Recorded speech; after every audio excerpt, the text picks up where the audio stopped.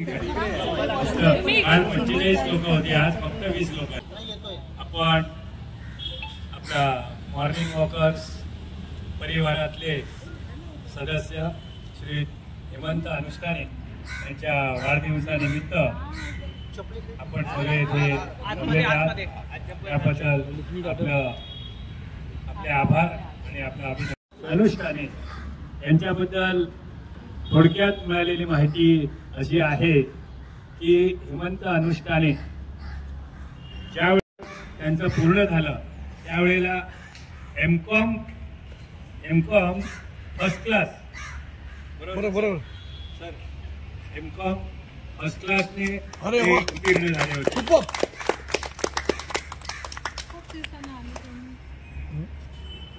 आणि नोकरी ही कधी केलेलीच नाहीये. त्यांनी सुरुवातीपासूनच व्यवसाय केलेला आहे. त्या व्यवसायामध्ये म्हणजे हॉटेल व्यवसाय होता त्यांचा, त्याच्यानंतर त्यांची पतपेढी पण ते चालवायचे, असे व्यवसाय होते.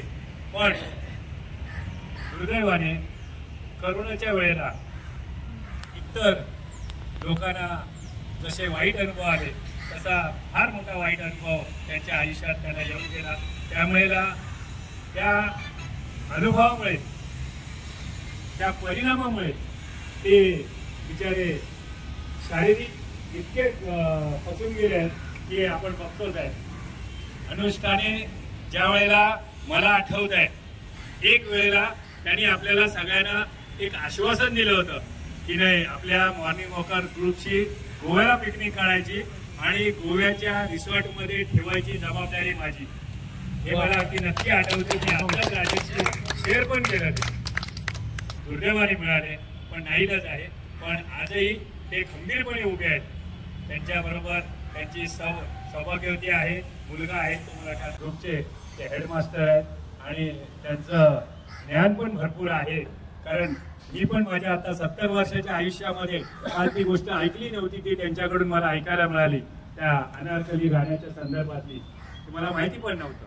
कारण हे काय सगळ्यांनाच माहिती आहे अशातला भाग नाही. काही त्याच्यातले आरोग्य अगदी ठणठणीत राहू दे, त्याचप्रमाणे त्यांच्या ज्या काही इच्छा असतील त्या परमेश्वराने परिपूर्ण कराव्या आणि त्यांचं सुखी कुटुंब असंच आनंदात राहू. त्यांनी आम्हाला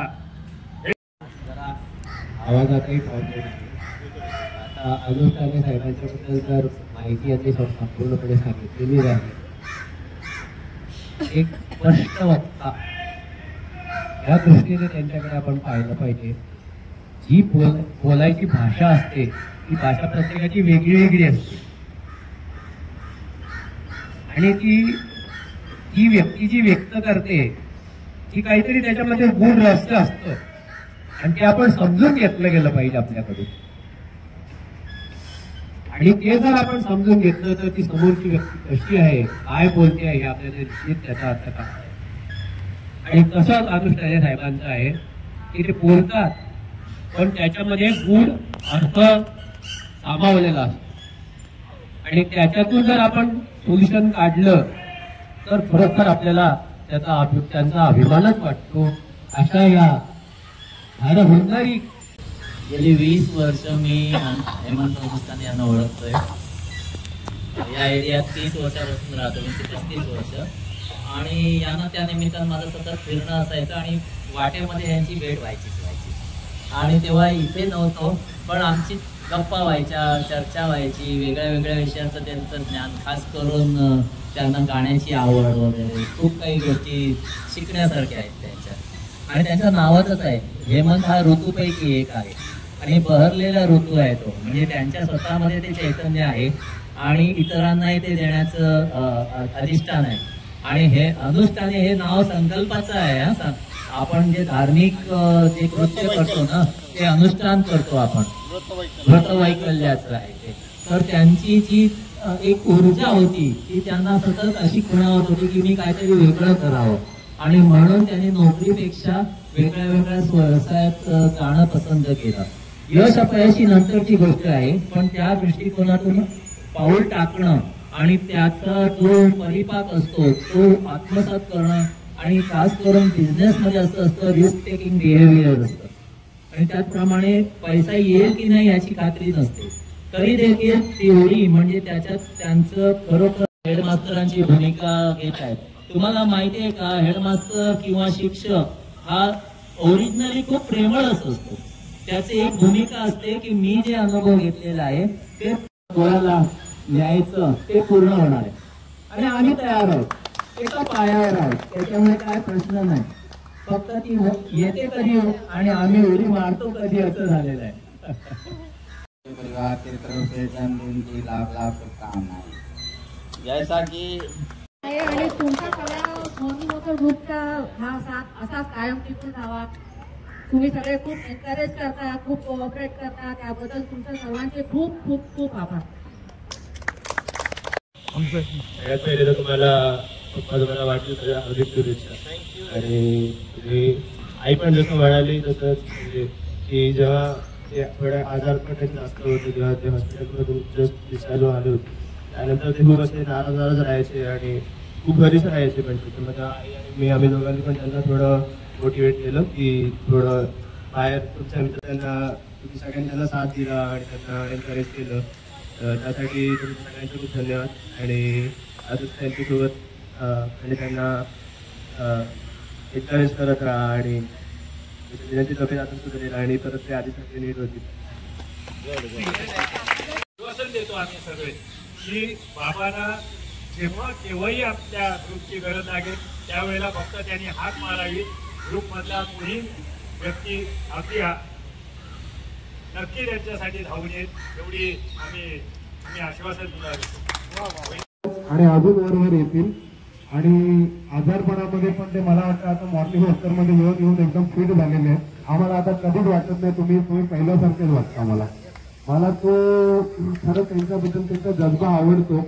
आणि मी तर हे म्हणेन परत तुमचा तो काय आहे तुम्ही परत किशन हात घालून बोलावं राजन हेगे तो काय लवकरच तुमच्या आयुष्यात यावा ही मी खरंच ईश्वर चरणी प्रार्थना करेन. आणि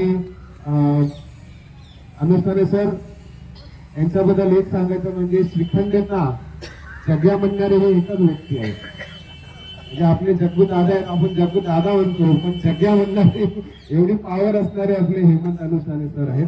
तर त्यांना मी वाढदिवसाच्या खूप खूप शुभेच्छा देतो. आणि एकदम ओरिजिनल आहे, त्याच्याबद्दल काहीच नाही. न केले जाती घुमली गगनी रांगे चौकी सर्व गाणी. मी आधी गाण्याची मागणी. मी आधी गाण्याची मागणी. गायलो बी स्वतंत्री झाले सर्व समाधानी. नाचती खेळती नाची हेच माझे सारे कुटुंब. हेच माझे सारे कुटुंब. आनंदी मला नांदे कंठी सुस्वर प्रेमवाणी उजळे चौफेरू. लटकट कान्याचे लाडके वासरू. लटकट कान्याचे ते लाडके वासरू. स्वर घंटाच कटी याला कसे आवरू. आवाज घोरलाय फारच लांब. आवाज घोरलाय फारच लांब. अमृत वर्षावाचा एक थेंब. अमृत वर्षावाचा एक थेंब. गोडवा बोलताना शब्द रचना मधुर. गोडवा बोलताना शब्द रचना मधुर. ऐकण्या तबकती फिरते वाट सोडून. ऐकण्या तबकती फिरते वाट सोडून. म्हणते सारेच वंश मोर म्हणते सारेच वंश मोर. पुन्हा आवाजाला फुटतो कोंब.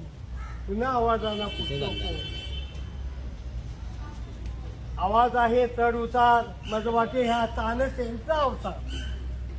आवाज आहे चढ उतार मजवाटे हा तानसेंचा अवतार.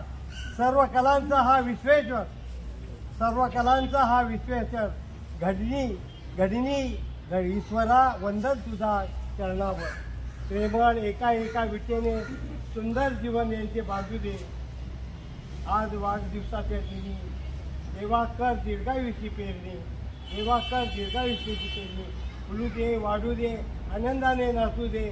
सदोदित ऐकू दे आवाज आमच्या कानी. ईश्वरा सुखाचीच करू होऊ दे बरसात. सदा असो जीवनी सुखी संसार. हीच एक मागणी विश्वंभर तुला. वंदन सर्वांना. आज काय मी नेहमीच अर्थात नाही नेहमी बोलतो म्हणण्यापेक्षा मी नेहमी हल्ली खुश असतो. ह्या ग्रुपमध्ये आल्यापासनं जसं आता माझी मिसेस पण म्हणाली, मला मुलगाही म्हणाला, कोणाच्या सर्टिफिकेटची गरज नसते. वास्तविक आतून आपल्याला स्वतःला ते जाणवतं की हो ह्या ग्रुपनी ना आपल्याला एक पुनर्जीवन दिलेलं आहे. पुनर्जीवन दिले पाहिजे. कारण मी वाटते ते म्हणजे काय म्हणतात ते माझ्याबद्दल ठीक आहे, हेडमास्टर आहे किंवा काय आहे, त्याचं कारण सांगतो मी काय.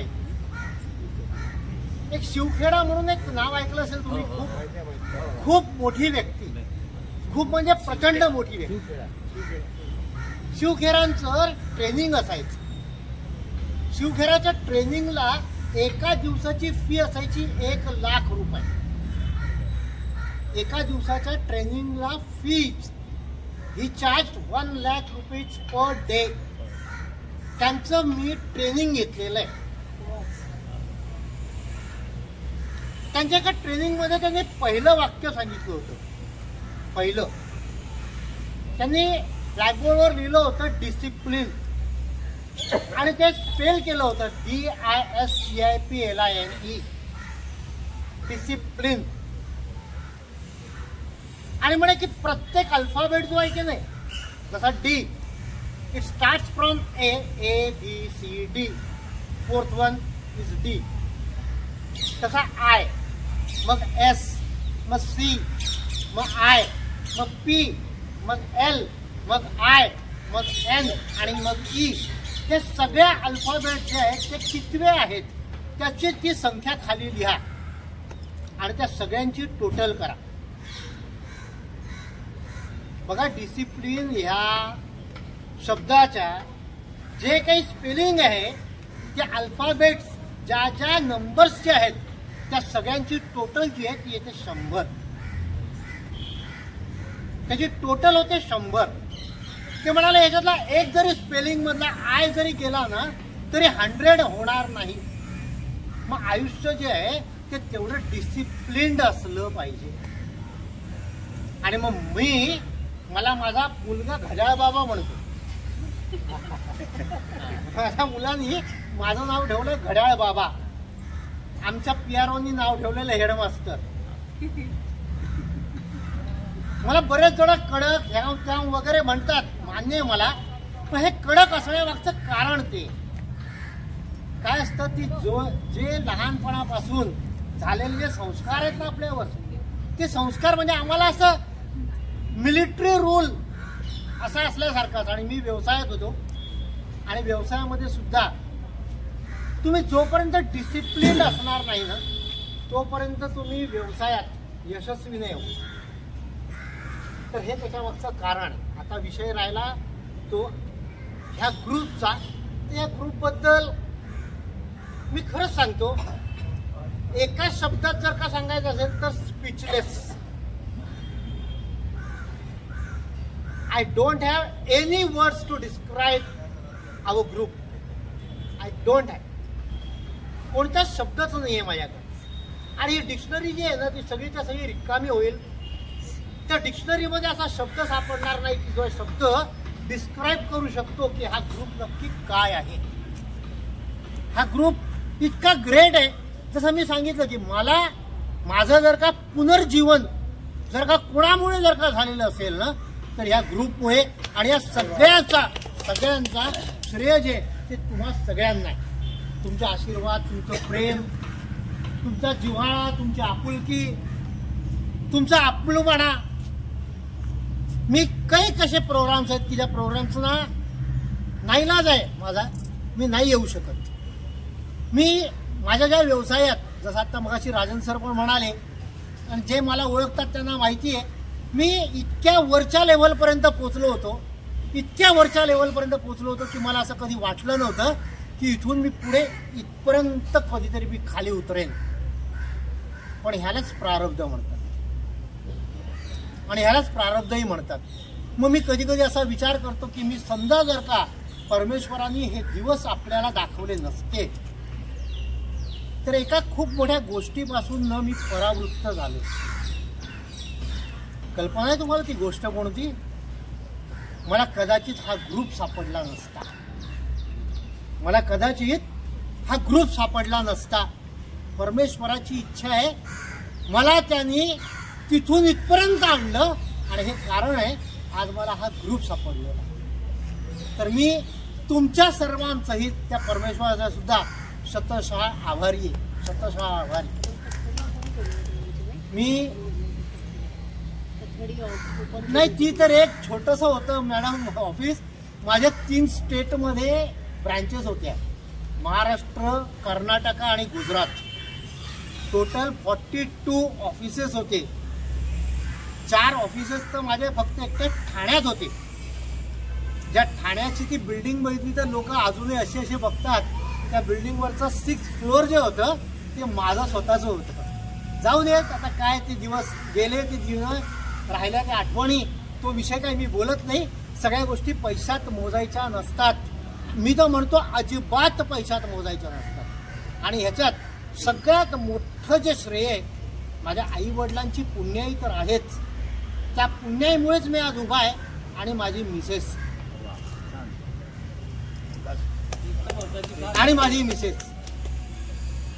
ठीक आहे, मला कल्पना आहे, मी अनेक गोष्टी आहेत त्या मला नाही, कधी कधी मला त्या गोष्टी समजावत राहते. आज ती वेळ आली आणि काय नाही, हा इथेच उभा राहतो. असं म्हणतात ना, त्या ख्रिश्चन धर्मात एक अशी जागा असते, तेव्हा त्या तिथे तुम्ही त्या चर्चमध्ये जाता आणि पादरी जो असतो ना त्याच्यासमोर तुम्ही बसता, तो तुमचा चेहरा बघू शकत नाही.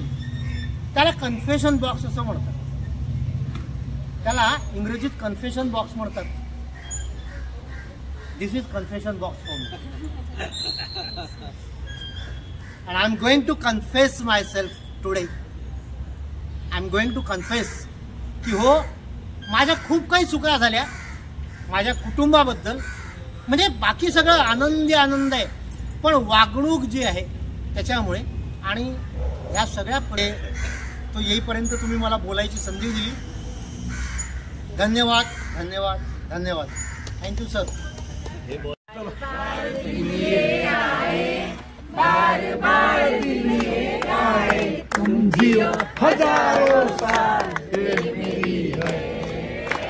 Thank you. Happy birthday to you.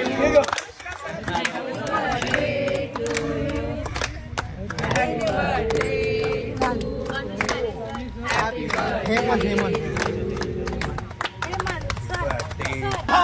Happy birthday to you.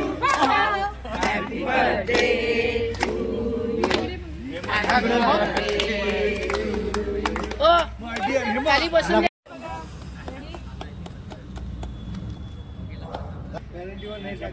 टाकू नका.